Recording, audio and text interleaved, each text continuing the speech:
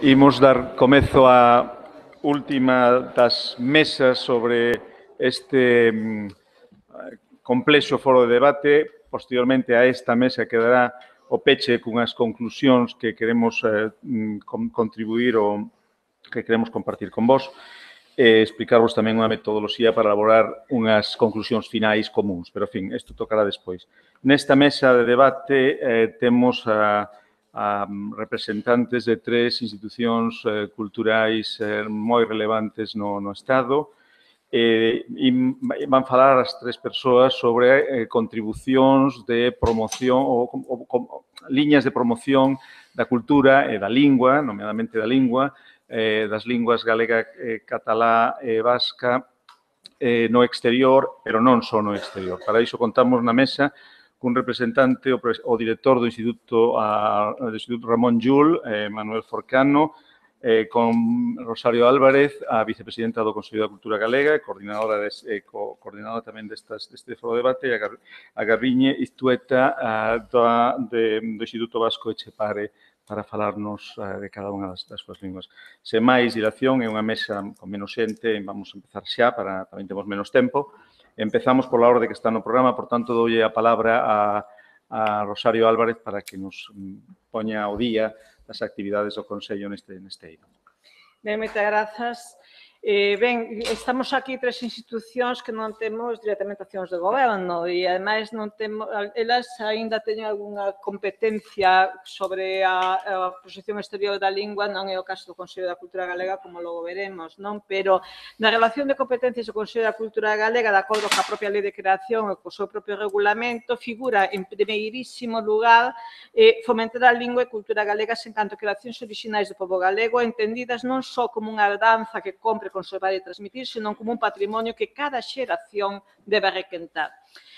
Todas as outras súas competencias, de unha maneira ou outra, está ou pode estar presente a lingua, en especial cando se fala da preservación, estudo, valorización e difusión do patrimonio cultural, por tanto, tamén patrimonio lingüístico, e da elaboración de estudos, informes e propostas con que asesorar ou influir de maneira positiva sobre as políticas que en materia de cultura, incluída tamén a lingua, se fagan en Galicia, non? Por tanto, a celebración deste foro en que estamos, organizado polo Consello da Cultura Galega en colaboración co Consello de Europa, como viñamos dicindo reiteradamente, enmárcase dentro deste ámbito competencial. Enmárcase porque se trata de estudar os textos da Carta e os informes elaborados polo Comité de Expertos do Consello de Europa, porque se trata de elaborar informes de situación en relación co seu impacto e grau de cumprimento ou de incumprimento, ou se cumpriren. Aos galegos gustan moitas efemérides.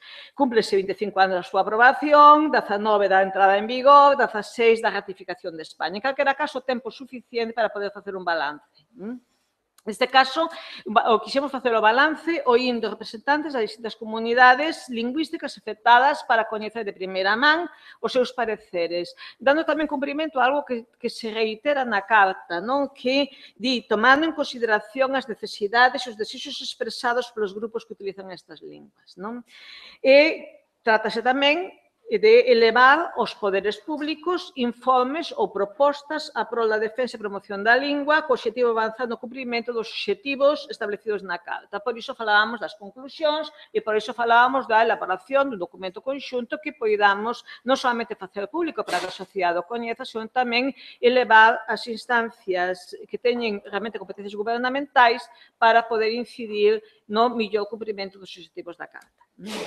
Por tanto, misión non exclusiva do Consello da Cultura Galega informar, propoñer, asesorar os poderes públicos da comunidade autónoma e a través deles os estatais verbo do cumprimento dos obxectivos da Carta, no noso caso, a respecto da lingua galega. E non abdicamos desa responsabilidade, verbo do cumprimento dos artigos 8, 9, 10, etc., que foron aquí expostos durante estes días, pero eu vou centrar a miña intervención noutros aspectos, aproveitando precisamente a presenza na mesa dos nosos homólogos, que poden ser o Ramón Llull e o Instituto Vasco Etxepare. Nestes días falouse moito do espírito da Carta, sobre todo hoxe, referímonos reiteradamente ao espírito da Carta, da súa vontade de preservación do patrimonio lingüístico europeo, concibida como unha rede de estrategias que deberían ser coordinadas, con unha asunción colectiva de responsabilidades. As responsabilidades que nós temos como cidadáns, que teñen as institucións que representamos, que teñen tamén os gobernos os que votamos e tamén os gobernos os que non votamos. Falouse tamén moito de territorialidade, non tanto para agarrarse a ela, senón para trascendela, non? Porque creo que tamén quedou aquí de manifesto que os logros nun territorio son unha boa noticia para a defensa do patrimonio plurilingüe de Europa, e porque o espírito da Carta obriga a paliar os efectos que poida ter sobre as linguas a falta de coincidencia entre os territorios delimitados con criterios lingüísticos e os territorios delimitados con criterios políticos. E aquí puxose de manifesto reiteradamente que estar a un lado ou outro da raya política que delimita o territorio pode ter consecuencias fatales para a lingua e para os dereitos lingüísticos, non? Digo isto porque quixera centrarme justamente na miña intervención, volva a xustificarme unha vez máis porque vou facer o que vou facer, en aspectos que exceden o ámbito territorial de Galicia. E que son aspectos que en boa medida poden ser abordados con maior eficacia se deseña algún tipo de acción conxunta cos centros que, como representados, e organismos como representados nesta mesa. O Consello da Cultura Galega, o Instituto Ramón Llull e o Chepare Euskal Institutua, así, xunto co Instituto Cervantes, que non hai que esquecer, que ten tamén competencias sobre as nosas linguas, ou debería telas, ou debería asumilas, ou debería cumprilas. E o Camões, que é o Instituto de Cooperación da Lingua de Portugal, non de Brasil, Camões só e portugués, constitúen un espazo de encontro e de intercambio entre pares desiguais en tamaño, desiguais en estrutura e obxectivos, pero a moitos efectos homólogos, e que desde hai anos vimos ensaiando formas de cooperación, colaborando en accións que promoven o intercambio cultural e o coñecemento mutuo, é algo que tamén se insiste na Carta, en que hai que coñecerse para respetarse, para quererse, ensaiando tamén a unión de esforzos en beneficio de todos. E creo que se podería avanzar tamén nesta liña de cooperación entre as nosas institucións, non somente en aspectos culturais, sino tamén en aspectos lingüísticos e, por tanto, na defensa da nosa posición verbo do cumprimento dos obxectivos da Carta. Debo insistir en que nós non temos competencias directas nos ámbitos protegidos polo articulado da Carta. Os asinantes da Carta son gobernos, no noso caso, o Estado español, e podería dicirse que o asina o goberno central, pero que tamén as autonomías son Estado, por tanto, tamén algunha competencia terán nisto. Pero o Consello da Cultura Galega non forma parte do goberno autonómico, é por natureza independente do goberno. E iso tamén ten consecuencias no feito de que, cando se trata de facer accións gubernamentais, nós non somos o goberno. Pero non por iso, dada a súa posición de relevancia e o seu mandato, as institucións representadas nesta mesa, na que inclúo o Consello, deixan de ter alta responsabilidade respecto do que ocorre coas linguas respectivas. Non sei se... Como vou? Ben. O Consello, como digo, o Consello da Cultura é un órgano estatutario da comunidade autónoma de carácter asesor e consultivo que ten como finalidade promover, difundir, asesorar e preservar os valores culturais do pobo galego. Débese ter presente que, sendo un órgano creado polo Estatuto de Autonomía de Galicia, as súas competencias territoriais son o ámbito da comunidade autónoma. Ademais, a diferenza das outras dúas institucións que nos acompañan, o Consello da Cultura Galega non ten competencias na promoción internacional do estudo, coñecemento e uso da lingua galega. Asume entre as súas funcións a promoción da cultura galega, tanto dentro como fora de Galicia. E, de feito, ten unha comisión de acción exterior estable e unha liña permanente de acción exterior moi eficaz, con moito traballo detrás, con atención constante aos países de maior concentración de migración galega, sobre todo a migración americana, e os países de lingua portuguesa, pero, lóxicamente, non se limita a eles. Estas referencias a limitacións competenciais tamén teñen como obxectivo indicar que os efectos que nos ocupan a actividade do Consello de Cultura Galega para nós tan exterior é, por principio, o territorio galegófono de Asturias, como o Río da Prata, como Euskadi ou Brasil. Todos están fora do ámbito territorial de Galicia e concernidos de distintas maneiras polas consideracións que seguen. E paso xa aos artigos que me interesa salientar.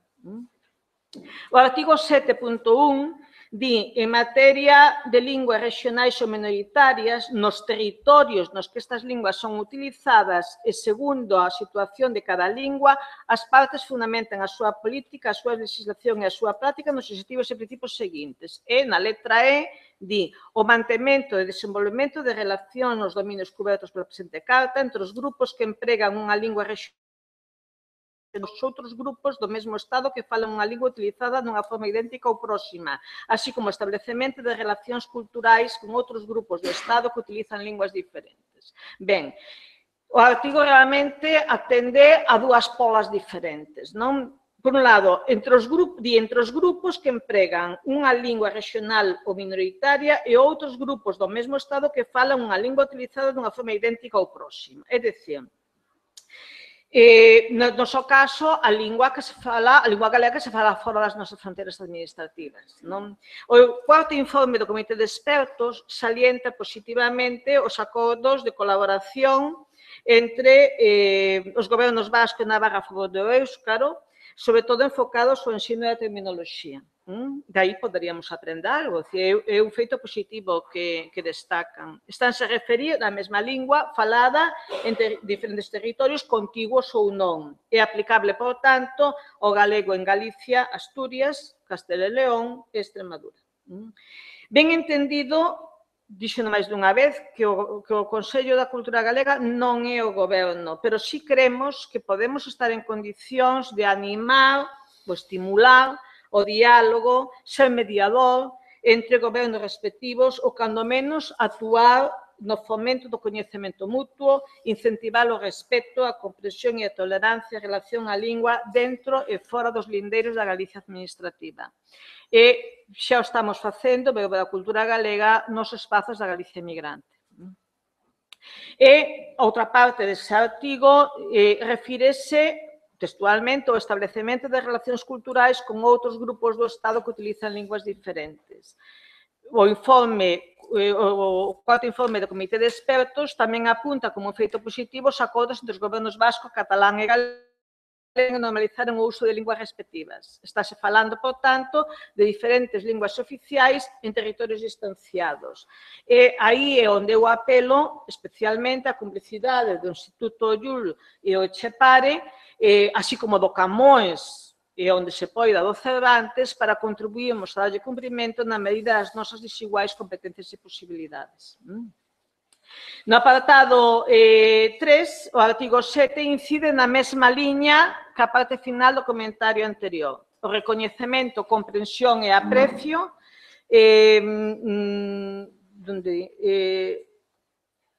dentro do Estado plurilingüe. Xa non se trata só de que podamos fomentar unha acción coordinada entre as institucións aquí representadas.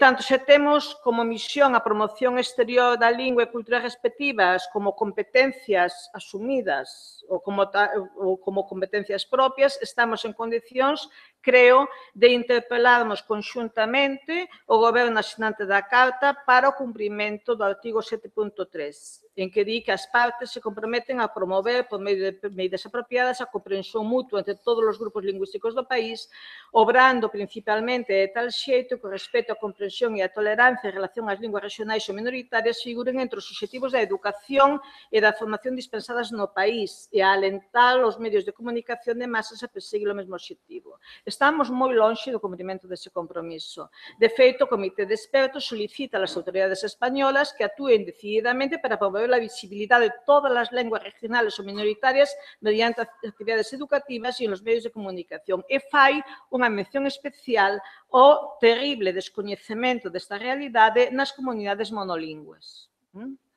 E o Comité de Expertos ha observado que existe bastante desconocimiento das linguas regionales e minoritarias entre a población española que vive en comunidades monolingües.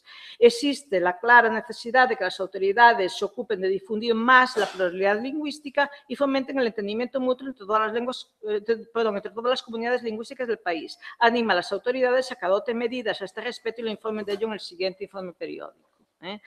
O estímulo e a colaboración, o incentivo que poidamos prestar desde estas institucións será, sin dúbida, importante para o cumprimento deste obxectivo. E, obviamente, para iso non abonda co acordo mutuo entre os gobernos vasco, catalán e galego, cumpridos hasta un certo punto, pero aínda que se cumprise a un nivel óptimo o intercambio entre galegos, vascos e cataláns, estaríamos aínda moi lonxe dese obxectivo que establece a Carta para o Respeto, Comprensión e Tolerancia e que non se dá para nada nas comunidades monolingües que non se sinten concernidas en absoluto pola pluralidade lingüística do Estado.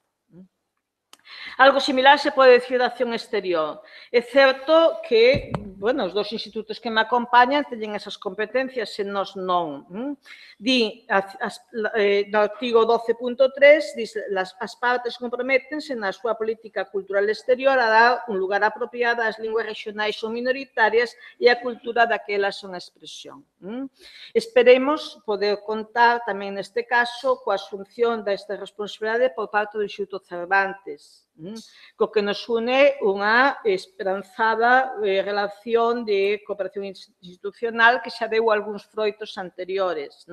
Neste caso, móvenos algo máis cunha esperanza e son as palabras do seu novo director, Juan Manuel Bonet, galego de orixe, hai que contar tamén coa complexidade da galeguidade, no seu discurso de toma de posesión nos que di que unha das súas misións ao asumir o cargo é dar cumprimento á obriga que como centro de carácter estatal ten con respecto a todas as linguas do Estado sostida con todos os impostos tamén dos que somos falantes de outras linguas.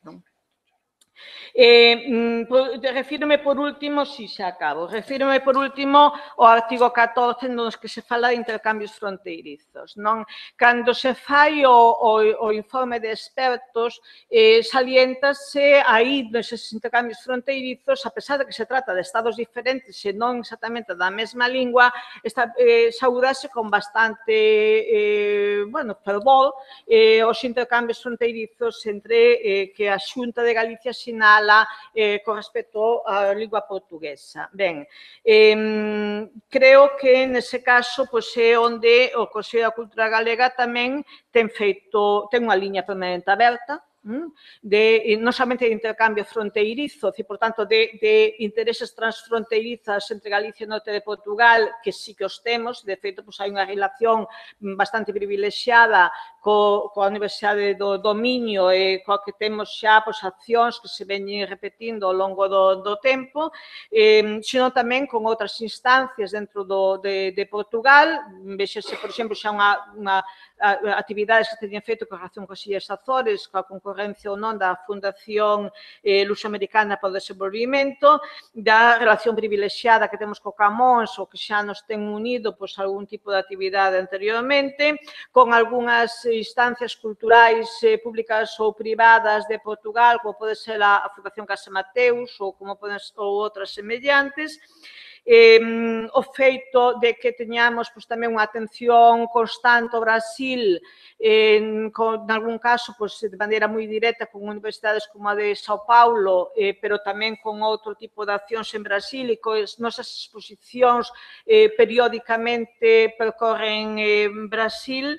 E, últimamente, xa creo que este traballo de colaboración entre o Consello e o mundo lusófono se veu recoñecido coa inclusión do Consello da Cultura Galega como membro observador consultivo na Comunidade dos Países de Lingua Portuguesa, por tanto, formamos parte da CEPLEP.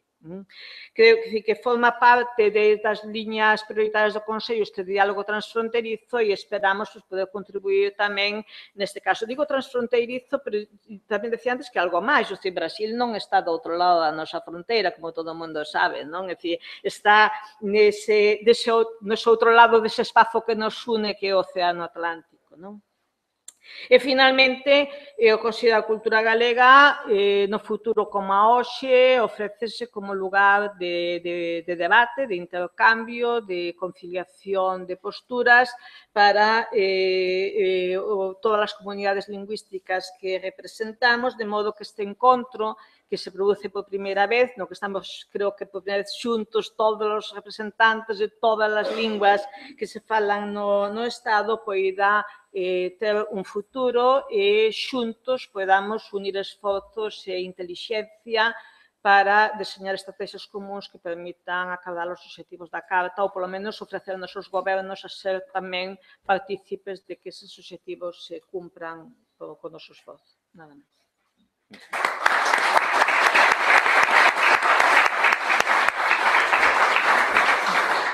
Moi ben, ten agora a palabra Manuel Forcano, director do Institut Ramon Llull en Barcelona. Molt bona tarda a tothom. Abans que res, un agraïment naturalment al Consello de Cultura Galega, que m'ha invitat a formar part d'aquest fòrum sobre la Carta Europea de les Llengües Regionals o Minoritàries. Per començar, com bé sabeu tots vosaltres, l'Institut Ramon Llull és un ens públic, una institució pública participada pel Govern de la Generalitat de Catalunya, el Govern de les Illes Balears i l'Ajuntament de Barcelona i té per missió principal la promoció i la difusió de la llengua i la cultura catalanes com a instruments de diplomàcia cultural. És cert que venir a participar en un fòrum de la Carta Europea de les Llengües Regionals o Minoritàries causa a Catalunya un cert repunt de contrarietat pel fet que a Catalunya no diem mai que el català és una llengua minoritària. La considerem una llengua mitjana perquè té més de 10 milions i mig de parlants, és una de les 100 llengües més parlades del món, en concret se la comptabilitza el número 88, és la 9ª llengua amb més parlants d'Europa, molta més que moltes llengües que ja són oficials, evidentment, a la Unió Europea, com el grec, el portuguès, el txec, l'hongarès i tota la resta fins al maltès. A Catalunya, els mitjans de comunicació com la ràdio i la televisió són líders en català. De les 10 webs més visitades del món, 7 tenen versió en català i el català és la llengua que ocupa la posició número 13 a Wikipedia amb número d'articles creats en aquesta llengua. També hi ha alguns altres factors que la diferencien la llengua catalana de les llengües minoritàries, com pel fet que existeix un estat, per petit que sigui, que la té com a llengua oficial, que és el Principat d'Andorra, i que sigui oficial amb el castellà amb 3 comunitats autònomes diferents, País Valencià, Illes Balears i la pròpia Catalunya. Si comparem el català amb les 36 o gairebé 40 llengües regionals o minoritàries d'Europa, el català té més parlants que les 4 que li venen de seguida darrere, amb diferència. El català no ha estat abandonat pels seus parlants i es transmet amb normalitat de pares a fills. L'entén més del 90% de la població que el parla, a diferència d'altres llengües minoritàries on a vegades no s'arriba ni al 20%. El català, per tant, és un idioma plenament codificat, normalitzat, estandarditzat, amb un ple consens acadèmic i ciutadà amb una institució, una autoritat lingüística reconeguda que és l'Institut d'Estudis Catalans. I al mateix temps disposa d'una tradició literària, una vitalitat creativa i un dinamisme econòmic i cultural molt superior a moltes altres llengües minoritàries d'aquesta família. Tot i això, dit tot i això, és veritat que el català també participa, evidentment, de característiques que sí tenen altres llengües regionals i minoritàries i per això també té sentit, evidentment, que estiguem aquí. De fet, tot el món a Catalunya o en els territoris de parla catalana coneix la llengua de l'Estat i només una part de la població en aquests mateixos territoris no coneix la catalana. També és veritat que els territoris de parla catalana pertanyen a estats diferents, més extensos, on la llengua majoritària és una altra i on s'imposa el coneixement i l'ús, ja sigui del castellà, de l'italià o del francès.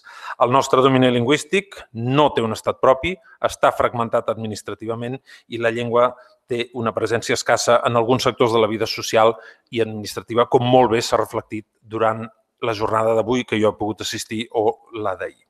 Per tant, en un principi, sí, és llengua minoritària per unes coses, per unes altres no.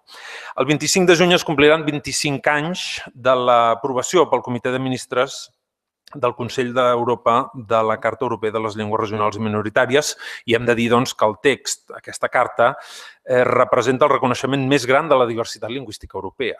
Això hauríem de considerar-ho un gran privilegi. Disposem d'un document d'una magnitud bastant important, redactat per la defensa de les llengües regionals i petites, minoritàries i, per tant, maltractades en molts aspectes. De fet, l'hem de considerar un privilegi perquè si ens referim a la tradició, veiem que, evidentment, la tradició judeocristiana ha considerat a través del mite de Babel que la diversitat lingüística era un càstig diví. Per tant, ja està bé tenir un text com la Carta Europea de les Llengües Regionals o Minoritàries que intenta defensar-les. Tot i això, si fem balanç d'aquesta carta, pel respecte a moltes llengües, com ha quedat molt bé palès avui amb les intervencions que hem sentit a tots els experts que han sortit a les taules, el balanç és trist. El balanç no és satisfactori. La carta té molts defectes. És d'aplicació voluntària, ho sabem molt bé, pels estats.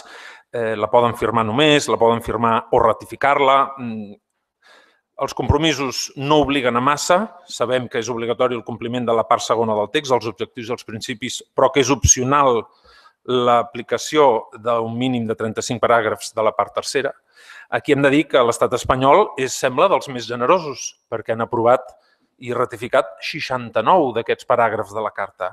Pel basc, el català, el gallec, si el comparem, a més, amb França, que no l'ha ratificada encara, per bé que Emmanuel Macron ha promès en la seva campanya electoral que ho faria, doncs hem de dir que hauríem d'estar molt contents amb Espanya en aquest sentit.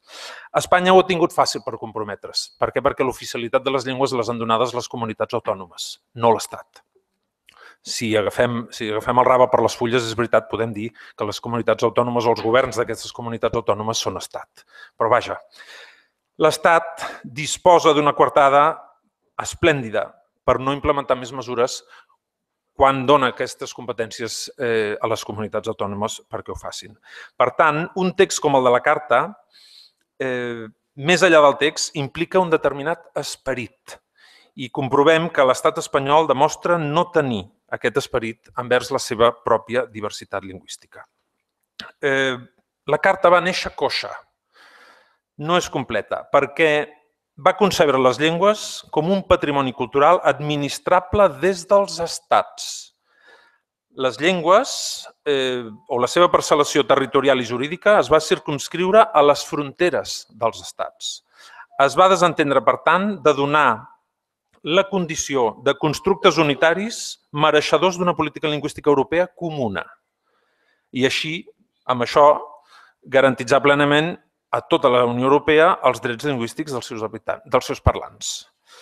Per tant, i aquí m'agafo a paraules de Rodolf Ortega, que l'altre dia al País, el 21 de juny, va publicar un article molt interessant al respecte. Deia que potser per escriure la carta la Unió Europea s'hauria d'haver inspirat en el medi ambient, perquè el medi ambient té condició de supranacional i congrega més consensos. Un tracte, diu ell, Rodolf Ortega, un tracte medioambiental de les llengües, concebudes com a elements transfronterers, els atorgaria més protecció, es podrien aprovar directives comunes que superessin els ordenaments jurídics propis i les limitacions dels estats i, per tant, en sortirien molt més beneficiades. Per molt que Europa promogui el reconeixement de la diversitat, són els estats els que administren aquest reconeixement i el mantenen mutilat o no pels seus propis interessos o la idiosincràsia de cadascun d'ells. No ens ha d'estranyar, per tant, no ha d'estranyar ningú que una de les solucions, dic una de les solucions, que n'hi ha d'haver més, però una de les solucions a sortir del bucle, de la rotonda, que deia el Fernando Ramallo aquest matí, és tenir un estat. Perquè si la Carta Europea contempla, evidentment, la cura envers les llengües minoritàries amb caràcter estatal, doncs el millor o una de les solucions fora disposar d'un estat. Quan fem anàlisi de la Carta, i no entraré a valorar els informes que es fan pel Consell de Ministres o pel Comitè d'Experts que analitza la Carta, si nosaltres comencem a veure com s'ha vist també durant les ponències d'aquest matí i d'aquesta tarda, nosaltres veiem i se'ns fa una llarga llista de greuges, una llarga de queixes, i ens convertim sempre els parlants i els defensors d'aquestes llengües minoritàries amb gent que no para de plorar, amb gent que no para de queixar-se. L'administració de justícia i les institucions estatals ignoren la vigència de la Carta. L'àmbit escolar de l'ensenyament també és atacat moltes vegades. El 2013, almenys a Catalunya, es van dictar 6 resolucions judicials adverses al sistema lingüístic educatiu de Catalunya. Per tant, després tenim una escalada d'impugnacions, la llei del cinema del 2010, la llei del Codi de Consum, la llei d'acollida d'immigrants, la llei de l'occità a l'Aran, tot això impugnat per l'estat espanyol. Existeix una creixent intolerància lingüística. Hi ha una proliferació continuada de normes que imposen el castellà, com ja s'ha dit també aquest matí. Hi ha impediments per l'emissió i recepció de canals de ràdio i televisió entre territoris de llengua comuna, contradint un dels aspectes més essencials de la Carta Europea. Pensem que les Corts Generals de l'Estat espanyol van rebutjar una iniciativa legislativa popular de 651.000 signatures a favor d'una televisió sense fronteres entre territoris de parla catalana. I això ha estat rebutjat a les Corts espanyoles. Després també tenim, evidentment, molts exemples d'obstaculització de l'exercici professional dels traductors jurats habilitats per la Generalitat de Catalunya o la impossibilitat de dirigir-se en català als organismes centrals de l'Estat o les institucions europees. Actuacions contra la unitat de la llengua envers o en polítiques en comunitats autònomes diferents com les Illes Balears, a València, l'Aragó, la nul·la financiació de la llengua de signes pels sords o pels cecs catalana, que això és competència de l'Estat, ho ha de pagar l'Estat i no ho ha pagat l'Estat, ho ha pagat la Generalitat de Catalunya. I per últim, ara que la Charo també ho esmentava, la nul·la promoció exterior de la llengua catalana, en aquest cas amb el braç armat de promoció de la llengua espanyola, que és l'Institut Cervantes. Evidentment, comptem ara amb un nou director de l'Institut Cervantes, Juan Manuel Bonet, amb molt bona voluntat, que jo comparteixo amb ell i també m'he entrevistat amb ell, a fi i efecte d'intentar veure de quina manera es pot pensar en una promoció de les llengües estatals a través de l'Institut Cervantes, que el paguem tots, Penseu ja que l'Institut Cervantes té un símbol que és una lletra que nosaltres no tenim en el nostre alfabet. És a dir, no ens representa a tots l'Institut Cervantes. Dels 63 Instituts Cervantes que hi ha en el món, només 16 ensenyen català i l'ensenyen de manera secundària, de manera molt arbitrària, només perquè una part dels professors o algun dels professors que forma part de la plantilla dels Cervantes sap català. I si hi ha demanda, doncs dona català. A qualsevol hora, en qualsevol grup, sense que aquest català estigui reglat, sense que la persona que estudi català pugui tenir una certificació que li valgui d'alguna cosa després que surti d'aquests cursos. Per tant, si el Cervantes no fa aquesta feina, és evident que l'ha de fer algú. I és per això que Catalunya, el govern de les Illes Balears i l'Ajuntament de Barcelona es van dotar de la capacitat de crear l'Institut Ramon Llull, que s'ocupés, evidentment, del català a l'exterior. El català a l'exterior està representat, i acabo, hi ha 147 universitats en el món que ensenyen català, 88 de les quals estan cofinançades per l'Institut Ramon Llull. És a dir, l'Institut Ramon Llull ajuda a les universitats a pagar els sous dels professors de català en aquestes 88 universitats, però n'hi ha fins a 147. Això vol dir més de 6.200 alumnes de català al món, estrangers, perquè no parlo de les comunitats catalanes ni del català que s'ensenya als casals catalans, a la xarxa de 49 casals catalans que té o que hi ha pel món, que l'Institut Ramon Llull aquí no s'hi fica. Però, per tant, la manca d'una política de promoció de les llengües espanyoles del mateix Institut de Cervantes fa més necessari que mai que existeixi un Etxepare, que existeixi un Institut Ramon Llull i que existissi, tingués competències exteriors, un Consell de la Cultura Galega. Paro aquí. Gràcies.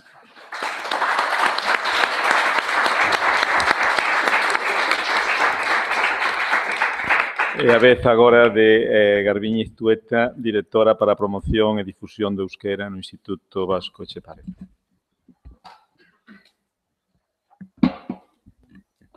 Bueno, arratsaldeon, eta eskerrik asko gonbidapenagatik atzo eta gaurko foroan parte hartzeko. Nire Nafarroako kideak bezala, gazteleraz hitz egin beharko dut. Bueno, simplemente estaba saludando, dando las gracias por la invitación y, bueno, el hecho de que me comunicaré con vosotros, con ustedes en castellano. Me ha encantado escuchar en tantas lenguas distintas de la península. Me ha encantado asistir a esta experiencia de plurilingüismo, pero creo que es mejor que yo me exponga en castellano.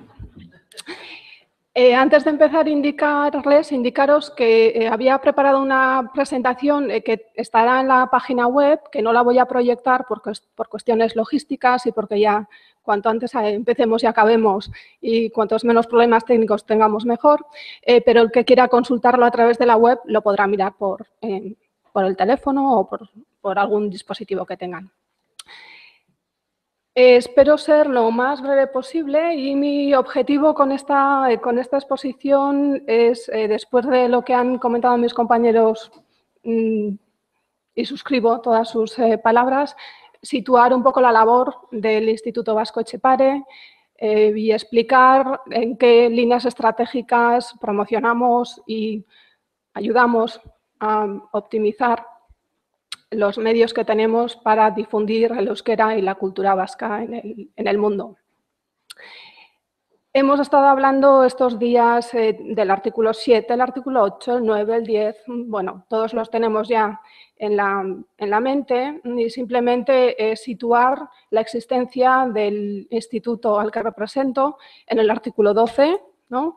En el punto 3, que las partes se comprometen en su política cultural extranjera a dar un lugar apropiado a las lenguas regionales o minoritarias. Simplemente un apunte sobre el nombre del instituto, Etxepare. La relevancia del nombre es innegable para aquellos que lo desconozcan. Etxepare es el autor cuya obra es la primera que se ha encontrado escrita en euskera, 1545, y varios de sus versos nos dicen, ¿no? Euskera sal a la calle, euskera sal a la plaza, euskera sal al mundo. Entonces esa es la labor que tenemos, ¿no? Siguiendo entonces, simplemente indicar que somos muy jovencitos. Empezamos la andadura en 2010, la ley se aprobó en 2007, pero empezamos a funcionar en 2010, es decir, que tenemos un camino de 7 años. ¿Qué es lo que nos hemos propuesto? ¿Cuál es la misión principal según la ley? Pues la difusión y promoción de la lengua y las culturas vascas en el mundo.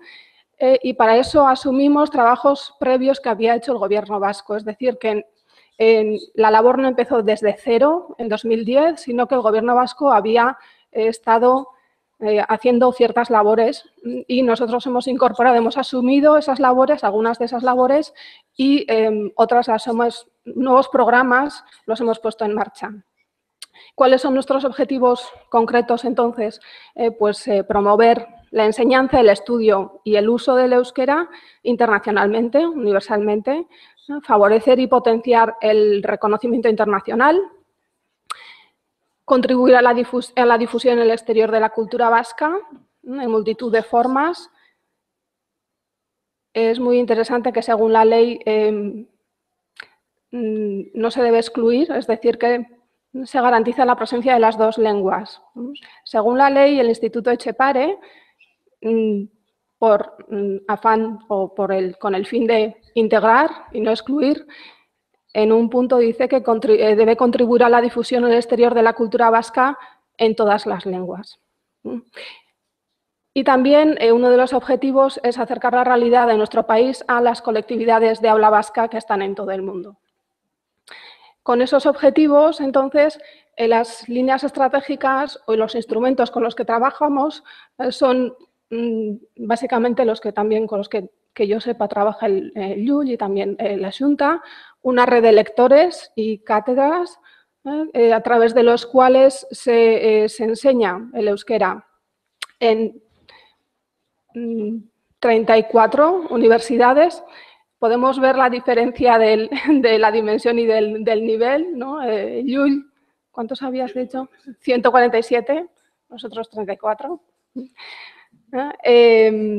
Y el número de alumnos que están estudiando euskera en universidades, bien pueden ser en Madrid, Barcelona, que es donde tenemos lectorados, en España, y a nivel mundial, el total de alumnos que tenemos son 1.800 y pico.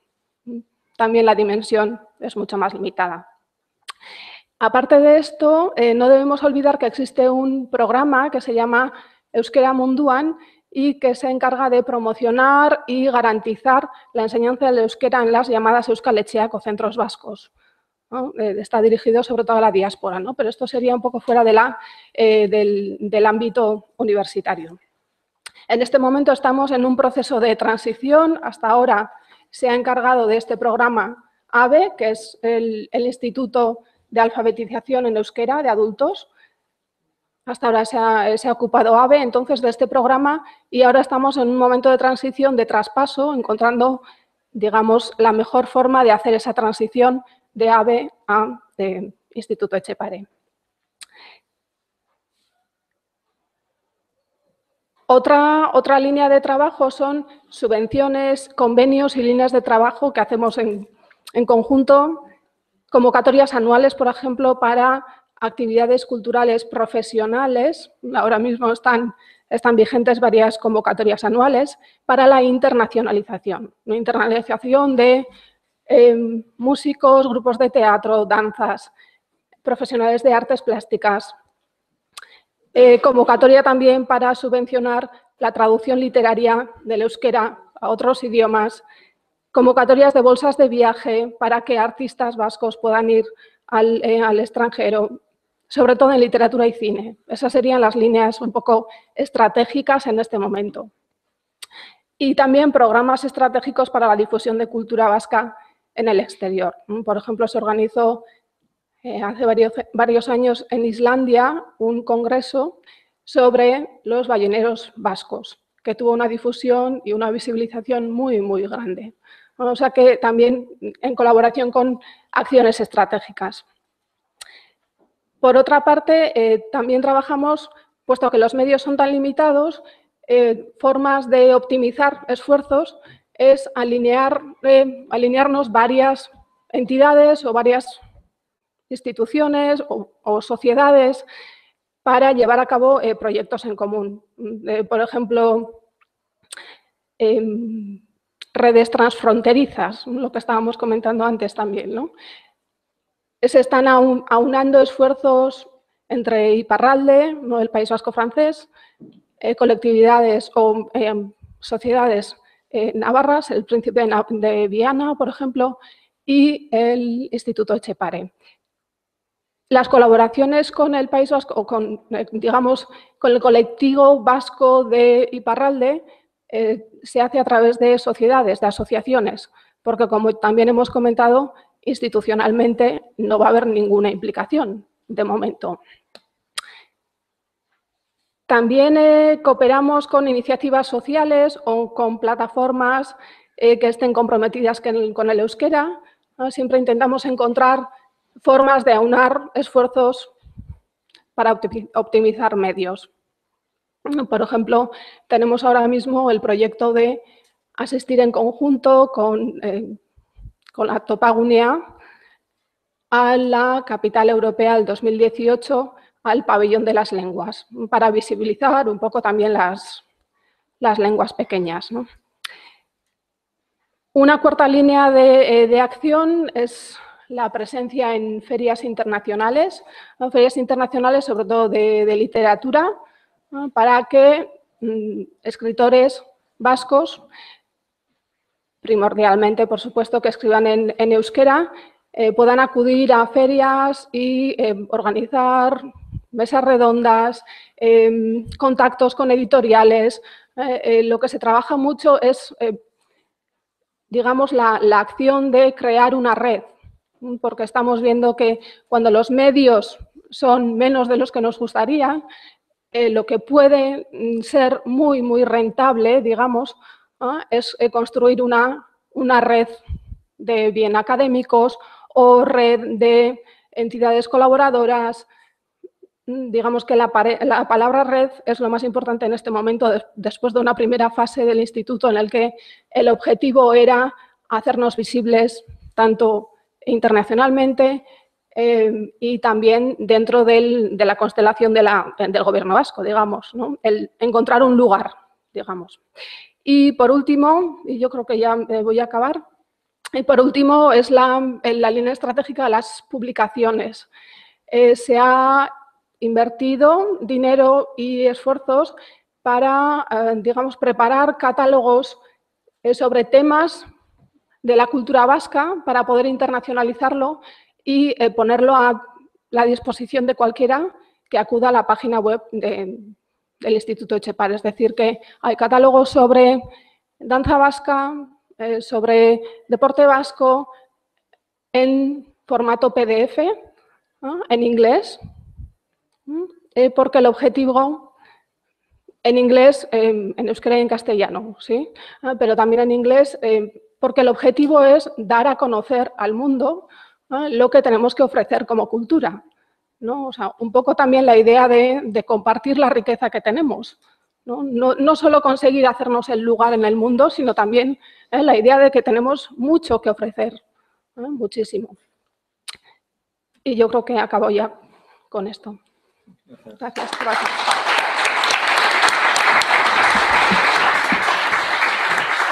Pois moitas grazas aos tres por este asuste tan perfecto do tempo que estamos justamente, como digo o programa, no momento dentro de 5 minutos de empezar coas conclusións que levarán outros 10 minutos.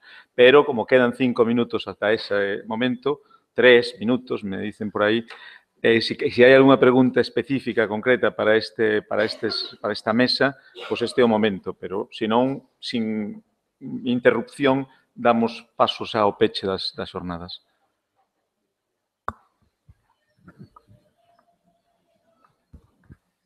Sí.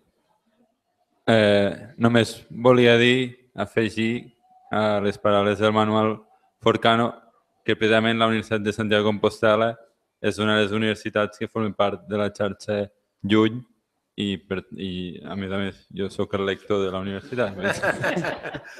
Però que moltes vegades la gent no sap aquí a Galícia que a la Universitat de Santiago de Compostela hi ha la possibilitat d'estudiar català i tampoc moltes vegades a Catalunya no es coneix la funció aquesta dels lectors que estem escampats pel món batallant. De fet, gràcies per fer aquest apunt, l'actuació de l'Institut Ramon Llull es fa sempre i només fora del domini lingüístic català. És a dir, l'Institut Ramon Llull no actua a Perpinyà, no actua a l'Alguer, no actua a Alacant, no actua a Fraga, no actua a Andorra, ni evidentment a Catalunya o a Menorca, a les Illes Balears. Tot el que fem es fa fora del domini lingüístic. Per tant, si jo dic 147 universitats en el món, vol dir que les espanyoles on s'ensenya català estan dintre d'aquesta mateixa xarxa, igual que les holandeses o les australianes o les japoneses, que ensenyen català. Per tant, nosaltres, a diferència de l'Etxepare, per exemple, que parlava de publicacions, nosaltres a Catalunya, nosaltres a l'interior del domini lingüístic no hi som. No busquem ni visibilitat ni busquem ser-hi. El nostre lloc està a fora i el nostre target de població són els estrangers, no són els catalans que viuen a l'estranger. Anava a dir, no ens interessen, pobra gent, vull dir, molt bé, vull dir, està molt bé la xarxa de 49 centres catalans, però el català, per exemple, que s'ensenyen als casals catalans, nosaltres no ens n'ocupem. El nostre target són els estrangers, els que no són catalans, a qui volem fer conèixer la cultura i la llengua catalanes. Moi ben, pois eu creo que podemos dar por pechado aquí esta mesa para pasar as conclusións e o peche final das xornadas. Sin máis, un aplauso para os participantes.